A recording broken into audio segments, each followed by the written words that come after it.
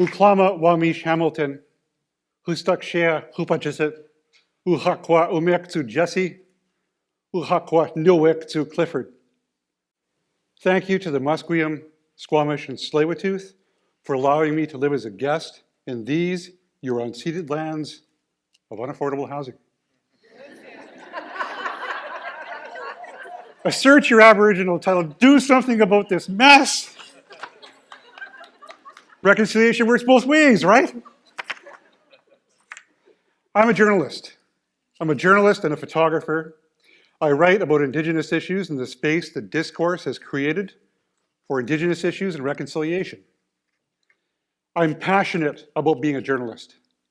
I get to find, suss out, and tell stories. I get to inform and raise awareness about Indigenous issues and reconciliation.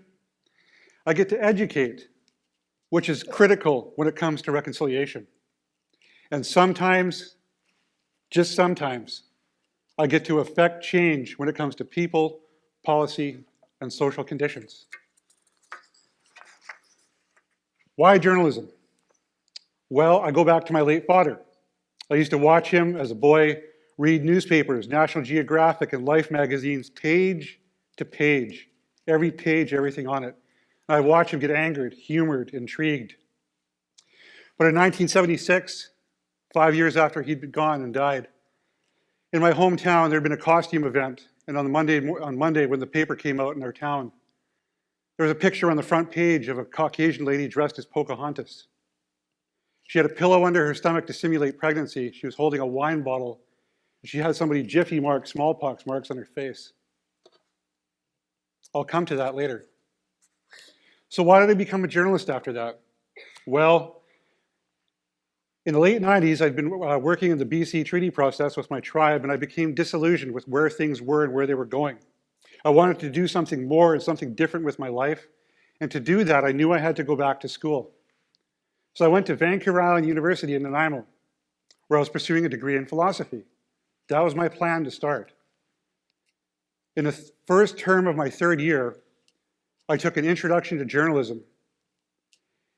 And it was just like, boom. It's like looking through a kaleidoscope. If you've looked through it when you were a kid, when it's blurry, and you twisted it, it becomes crystal clear. That's what introduction to journalism felt like to me. It became my passion, it became my obsession, and it was something that I just had to do. Had to do it. A year later, I left my family and went to Langara for 8 months here in Vancouver.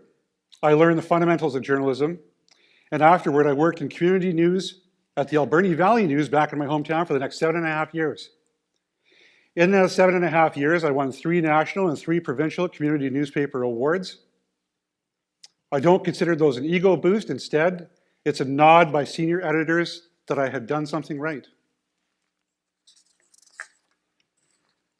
Fast forward again, in 2014, I went to UBC. I took a professional break because I was feeling burned out being the only reporter at my community's newspaper.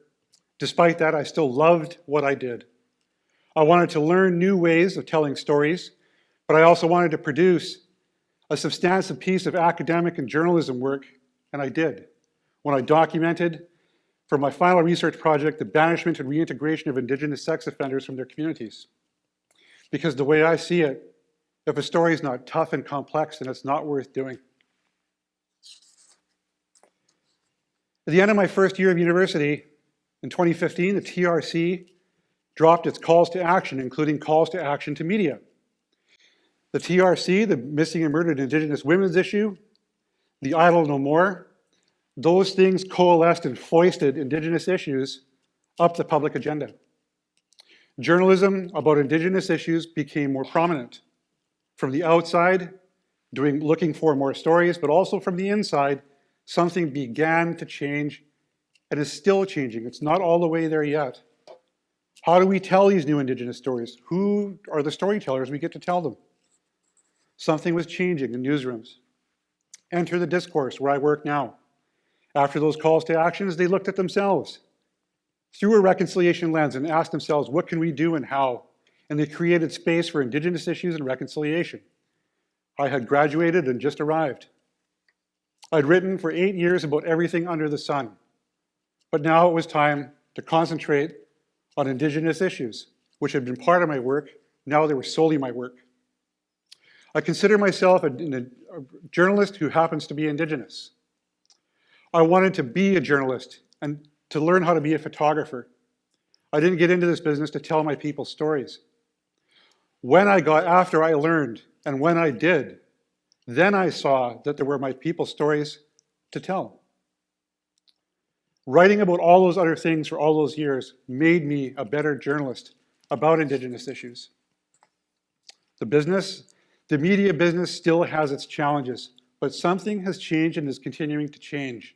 And it won't stop changing where Indigenous issues are concerned.